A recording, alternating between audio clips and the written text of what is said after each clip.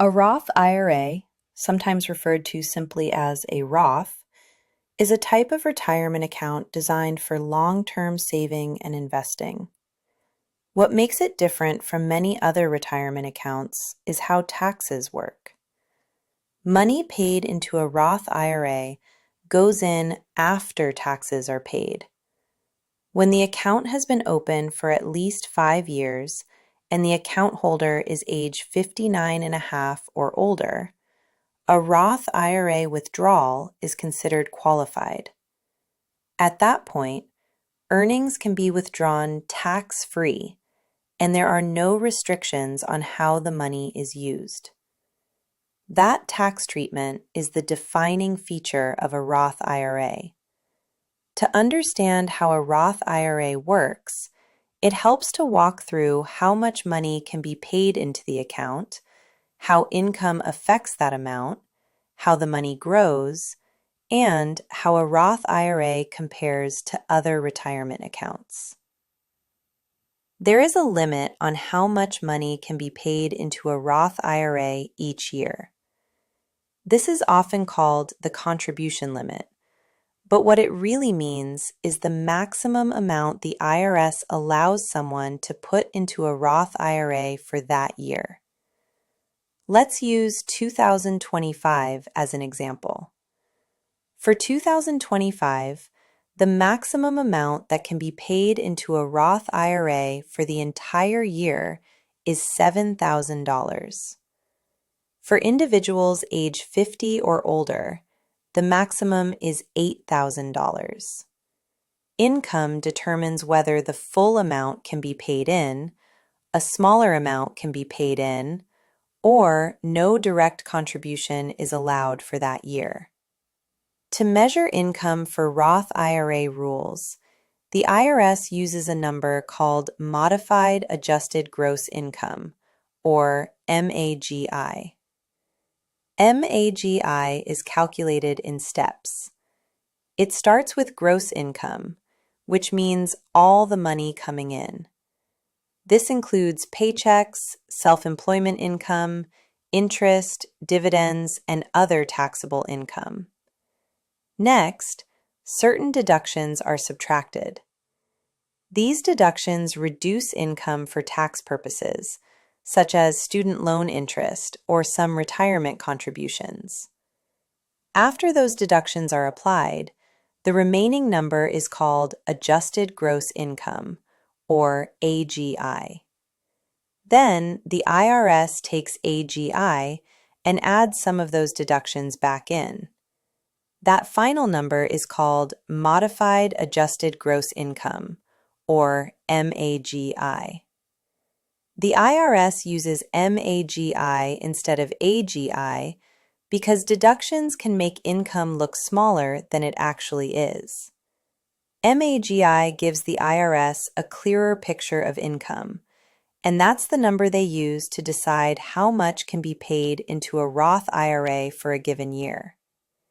Using 2025 as an example, if MAGI is below $150,000, the full $7,000 amount can be paid into a Roth IRA. For married couples filing one joint tax return, the full amount is allowed if MAGI is below $236,000. As income rises above those levels, the amount that can be paid in starts to decrease. The IRS gradually reduces how much is allowed as income increases. Once income reaches the top of the IRS range, about $165,000 for someone filing on their own, and about $246,000 for a married couple filing jointly, no direct Roth IRA contribution is allowed for that year. That's why the amount someone can pay into a Roth IRA can change from year to year. Income changes, and the IRS limits change with it. Once money is paid into a Roth IRA, it does not automatically grow on its own. A Roth IRA is an account, not an investment. For the money to grow, it must be invested. The person who owns the Roth IRA chooses how the money is invested from the options offered by the financial company holding the account. These options usually include stock funds, bond funds, and other investment choices. Because the money is invested, it can go up or down in value. It is possible to lose money in a Roth IRA, especially in the short term, depending on what the money is invested in and what the markets are doing. Over time, growth depends on what the money is invested in, how consistently money is added, and how long the money stays invested. A Roth IRA holds two different types of money, and this distinction matters for tax purposes. The first type is contributions. Contributions are the dollars paid into the account each year. For example, the $7,000 amount allowed for 2025, along with amounts added in other years. Because this money was already taxed before going into the account, contributions can generally be taken out at any time for any reason without additional taxes. The second type of money is earnings. Earnings are the growth on those contributions. This includes interest, dividends, and investment gains. That money has never been taxed.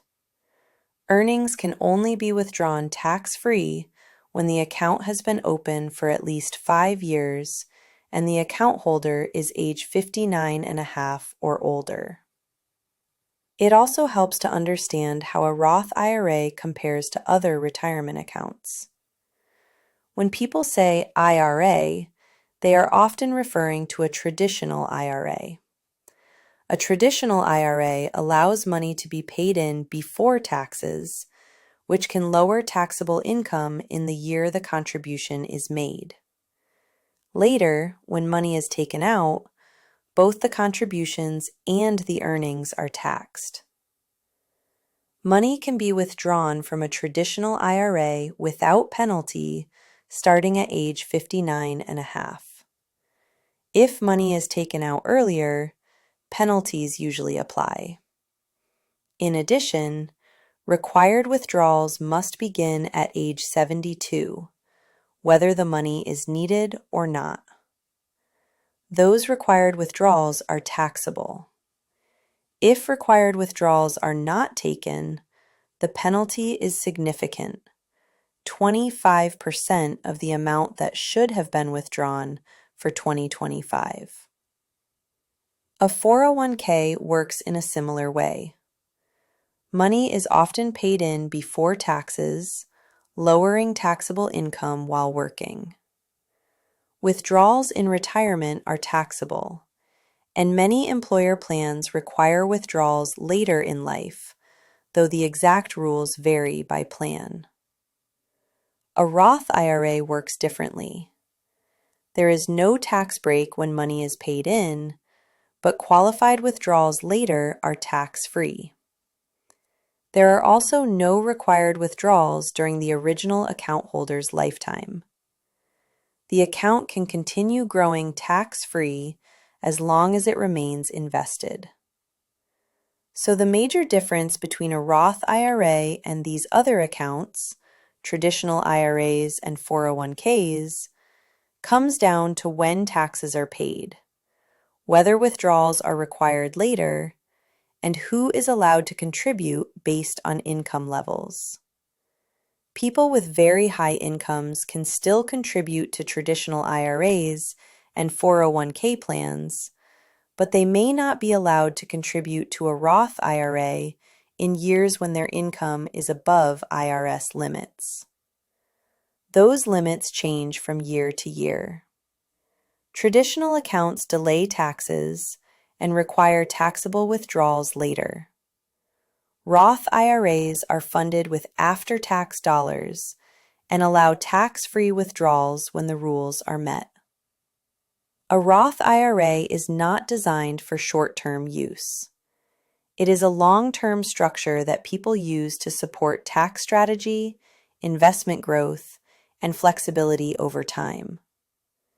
Understanding how the features of a Roth IRA compare to other retirement accounts makes it easier to evaluate which options fit with life circumstances and long-term retirement goals. More educational tools and explanations are available at moneydearest.blog. I'm glad you're here. Be well.